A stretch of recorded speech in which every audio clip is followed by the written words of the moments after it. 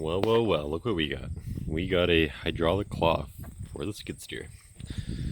So the game plan is we just got to make some connections because on the skid steer that's all broken and it won't connect. So let's go put that on today. Just looking at this quickly, it looks like they welded that or something. So follow these lines, they go up inside here, and they terminate in here somewhere. So you just gotta take those off, put new lines in, and bada boom, bada bang, we're done.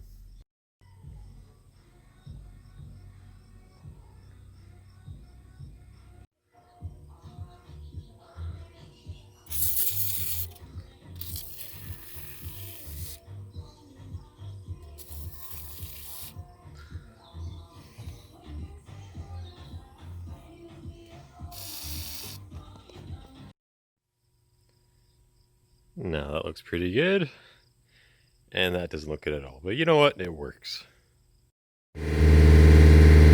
Here's the moment of truth. Skidsteer's ready to attach. We better hurry up and get in there because it's slowly moving forwards. There we go.